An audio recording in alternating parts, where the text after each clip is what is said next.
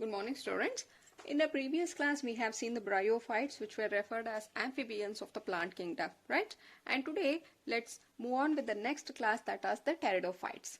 The pteridophytes were the first terrestrial plants to possess the vesicular tissue. I told you bryophytes, previously what we have studied, they are non-vesicular plant, meaning they don't have the xylem and phloem, and usually these bryophytes are thallus-like structure. They are very short, but here pteridophytes are called as first terrestrial plants to possess the vesicular tissue. They have the xylem and phloem for conducting water and food respectively. And the leaves in pteridophytes are small. If they are small, you call it as microphyll, or they can be large, you call it as macrophyll. The plant body is sporophyte. In the bryophytes, I told you the plant body, the main plant body was gametophyte, having the which bear the gametes. Here the plant body is the sporophyte. There it was the dominant stage was the gametophyte. Here the plant body is a sporophyte, meaning which sporophytes are the structure which will produce the spore, and they are differentiated into true root, stem and leaf. Bryophytes were lacking all this. They were just like a thallus. You didn't find proper roots, you didn't find the stem, leaf, but in this case you can see the root, stem and leaf. Clear? Bryophytes were just like a thallus here. They had certain structures which look like root, which we called it as rhizoids, but they are not true roots. You didn't find the stem or you didn't find a true leaf, but pteridophytes, here you can find all these organs. And the sporophyte bears the sporangia. Since these are the structure which will produce the spores, the sporophytes will have sporangia that are subtended by leaf-like structure. See, they will have this sporangia, and that has been covered by a leaf-like structure, and now this you call it as a sporophyll. This one you call it as sporangia. Inside the sporangia you will find the formation of spores. Clear? So the sporophyte will have the sporangia that are subtended by leaf-like structure, and this you call it as a sporophyll. In some cases, the sporophyll form a distinct compact structure. That is, so many sporophyll will join like this. They will join together here to form a cone-like structure, and this you call it as cone. Each leaf what I have written are called as sporophyll. Inside sporophyll you will find the sporangia, and inside sporangia the spores formation will happen, and this distinct you call it as, either you can call it as a cone or you can call it as a strobili. Now what happens inside the sporangia? It is inside the sporangia, the spore mother cell will undergo meiosis. Meiosis will always result in haploid spores, and these spores will develop into gametophyte. Let us see like this. Here the main plant body is sporophyte.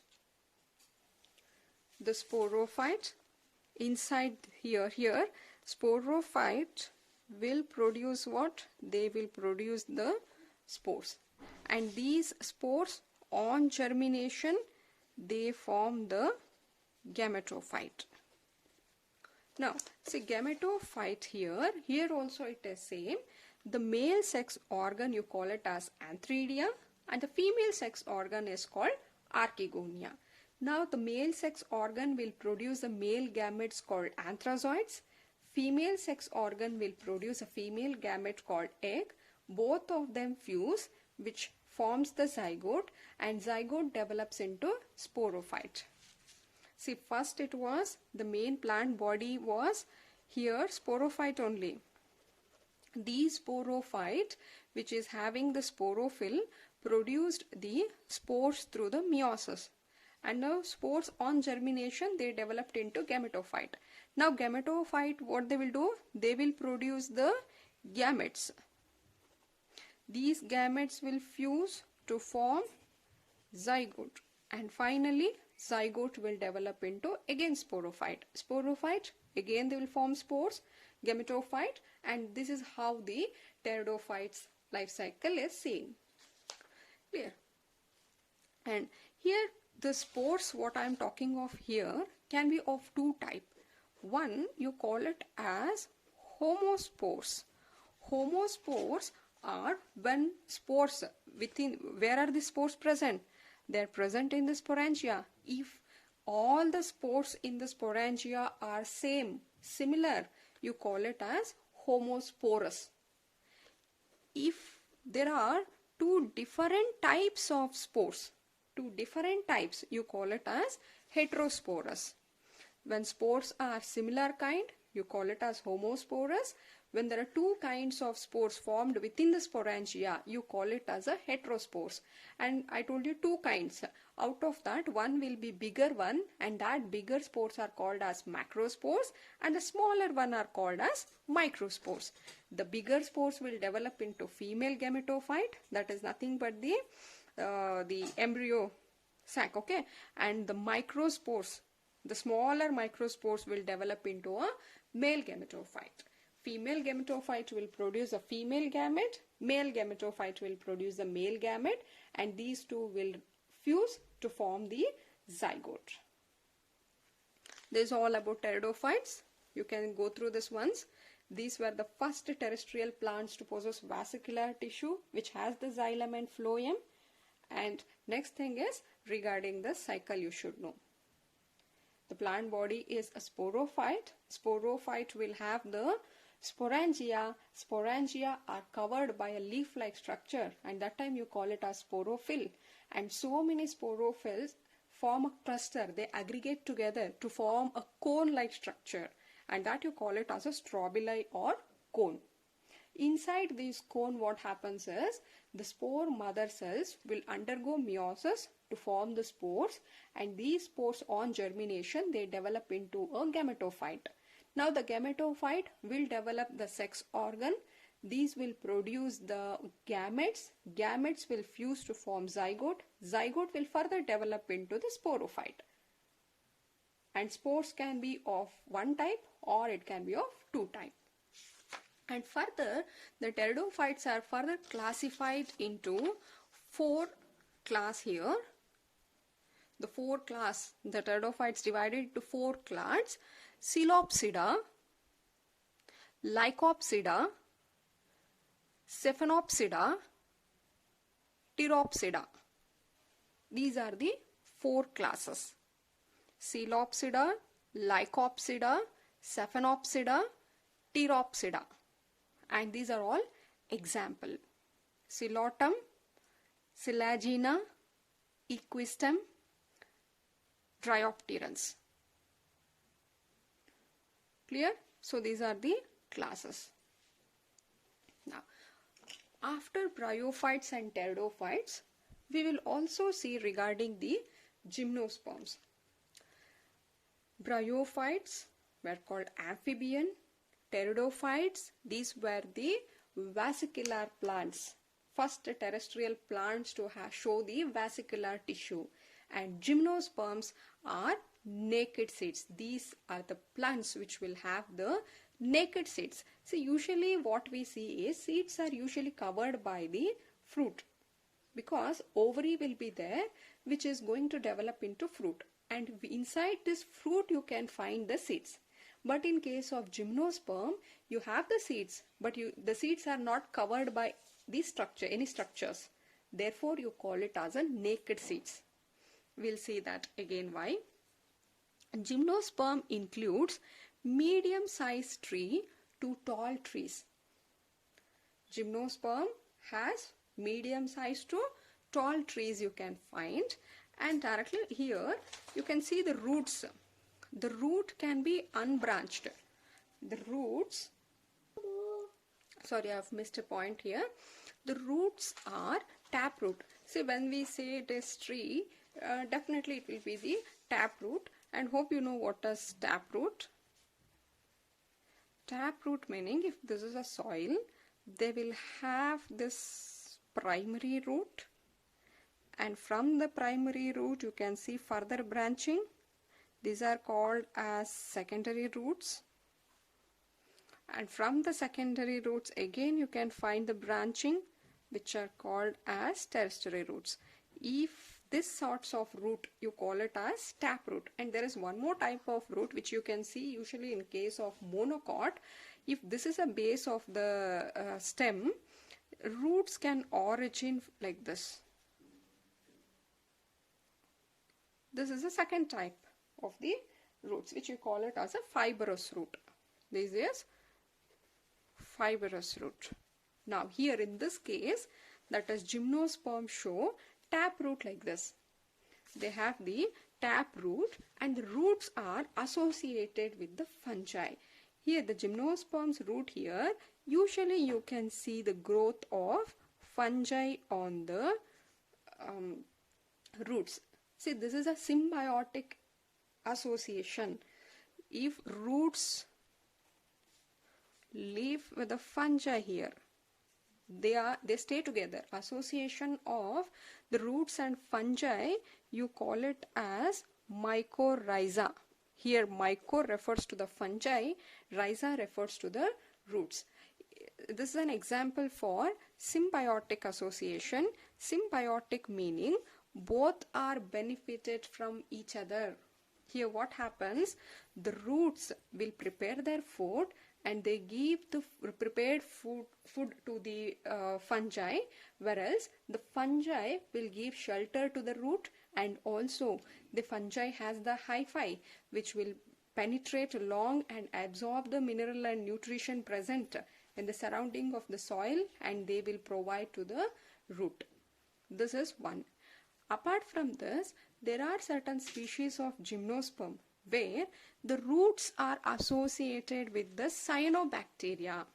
Here roots are seen along with the cyanobacteria, blue-green algae, that is a bacteria, and these bacteria are nitrogen fixing. They help by fixing the atmospheric nitrogen. We know that plant cannot utilize the atmosphere nitrogen. There is a nitrogen in atmosphere, right? That is in form of this. No plant can utilize the atmospheric nitrogen, that is a nitrogen which is present in the atmosphere as such. But these has to be converted in a form of nitrate, and then these can be taken up by the plants. Now who will do this work? Nitrogen is essential for plant growth, but they cannot take up the nitrogen which is available in the atmosphere. They can take up nitrogen in form of nitrate, but who is going to do this conversion? These are done by certain microbes. One among them is the cyanobacteria, which will fix the atmospheric nitrogen. You call it as nitrogen fixation. It will take up all the nitrogen in the atmosphere, convert it into nitrate, and now these nitrates is taken up by the roots of this plant. This is how the cyanobacteria is helping the root. Clear? Our first point was regarding their size. From medium to tall trees you can find. Second point was regarding the root. Roots are taproot, and these taproots can be seen along with the fungi, or the roots can be associated with the nitrogen fixing cyanobacteria. Was the root. Coming to the stem. Now we have seen the root. Coming to the stem portion, here the stem can be unbranched like this, or the stem can be branched like this. This is a stem portion. So you can see stem can be unbranched as in case of cycas, or it can be branched in case of pinus. Here what happens, if it is unbranched, it will grow straight, it will grow one stem, it's elongated, and leaves are born on this. And next here is regarding the leaf. The leaf can be simple or it can be a compound type. One important adaptation in case of gymnosperms is they show certain adaptation in order to prevent the loss of water. What are those adaptation? See, usually the leaves of them are needle-like. See, this itself is a leaf. Usually leaf meaning we draw something like this, but in the gymnosperms, the leaf here are reduced like a needle-like. Now, what is the advantage is, if the leaf is like this, it will reduce the surface area. Here you can see all this exposed area, you call it as a surface area. Here, since the leaves are like a needle-like, their surface area is very less. If surface area is less, the loss of water is also prevented. See what happens if leaf is expanded like this, water will be lost through this surface area. They will lose the water. If the surface area is very small, like this, the loss of water can be prevented. This is one adaptation. That is, they show a needle-like leaf to reduce the surface area. Then they have a thick cuticle. On the leaf, you can see they are covered by a waxy coating. You call it as a cuticle. So these wax coated on the leaf will prevent the loss of water again. Second point, and then they have a sunken stomata. You know what happens on the leaf, you will have the structure like this which are called stomata. The stomata will have the opening. Through this opening, there is an exchange of water, there is an exchange of gases happening during transpiration and all. If the stomata are sunken, that means the pores are closed. Therefore, this will also reduce the loss of water. So these are all adaptation which is done by the gymnosperm trees, or the adaptation shown by these leaves. In order, why all this is done? It is to prevent loss of water. Right? Now, again here also they are heterosporous. I told you, if heterosporous meaning when spores are of two types. There are two types of spore. The small pores are called as microspores. The big spores are called as megaspores. These microspores are within the sporangia, and this is called as microsporangia because they have the microspores in them. And these microsporangia are covered by a leaf-like structure. That time you call it as a microsporophyll. Same as I showed you. See, I'll tell you there are two types of spores now, right? There are small spores. These small spores are called microspores. And these are all present in a sporangia. Now, in this sporangia,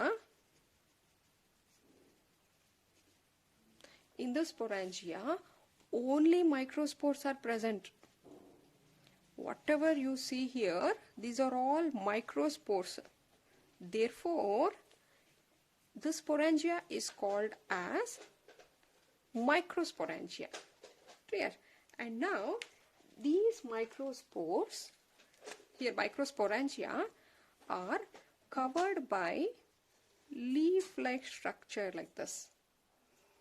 And now this you call it as microsporophyle.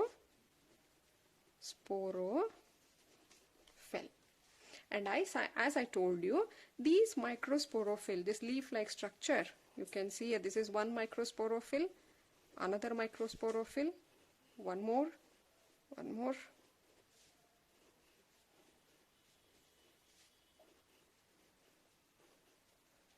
Now, these entire thing form a cone-like structure. These are all what? Microsporophyle. entirely this is microsporophyll, and now you call it as a male cone because they have the microspores. You call it as a male cone, or you can call it as a male strobili. Clear? Similarly, there are now megaspores. These megaspores are present, you can see here, these megaspores are present within the sporangium, and now you call it as a megasporangium. And again, these are also surrounded by a leaf-like structure. That time you call it as megasporophyll. And same, megasporophylls will also form a cone. If that cone is made entirely by the megasporophyll, that time we call it as a female cone or a female strobili. We will see it again here in the diagram. Here, see, this is one cone here, and this cone, if you take a LS, longitudinal section of this cone, and see, you will find a central axis like this.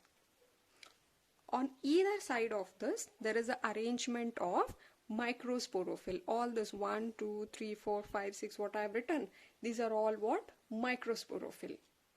And one microsporophyll has been written here. If you remove one microsporophyll and see here, this is one microsporophyll.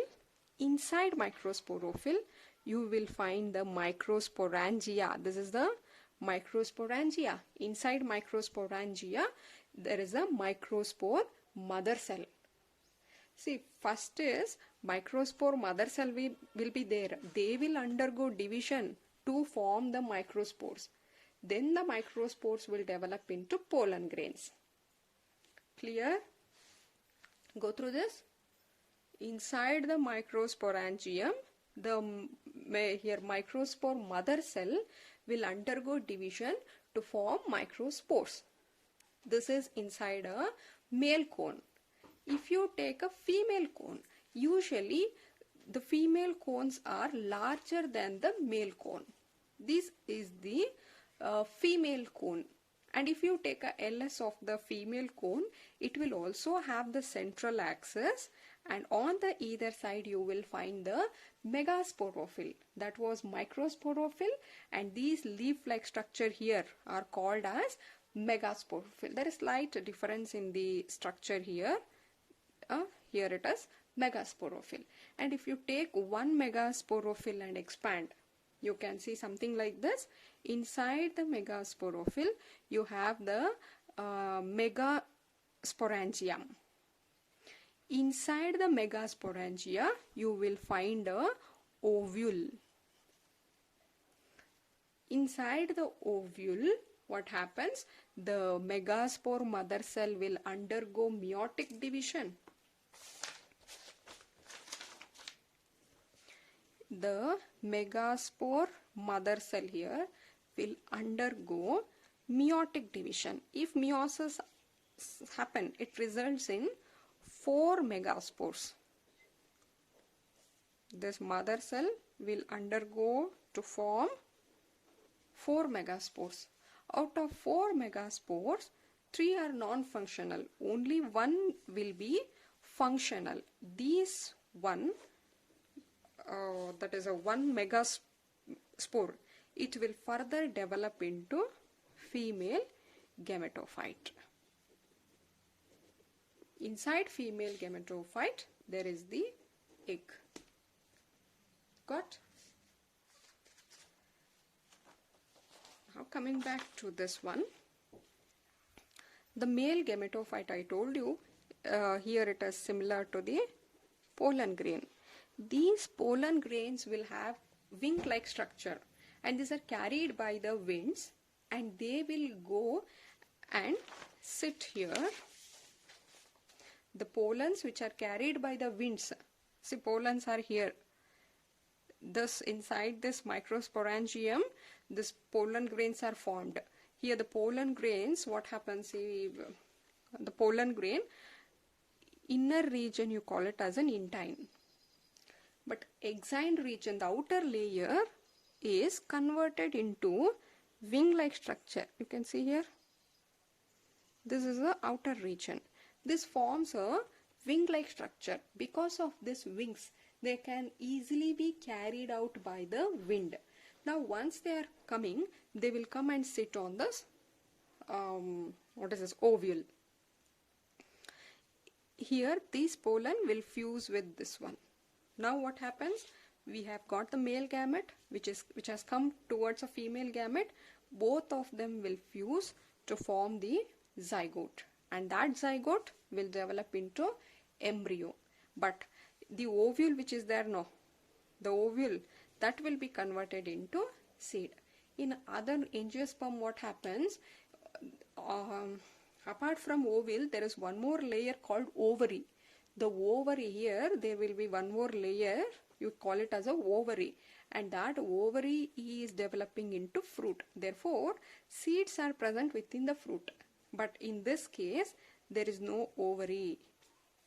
Therefore the seeds are naked, without covering. That is why you call them as a naked seeds. Yes, go through this once again. First is, we have talked regarding the root, stem, leaf, and directly we will go towards the heterospores. How microspores are arranged, how megaspores are arranged, how the male gametes are formed here, and how the female gametes are formed. These two formed gametes will fuse to form zygote. Zygote will develop into embryo, and the ovule will develop into seed. Yes, this is this much for today, and the next video we will see the angiosperm.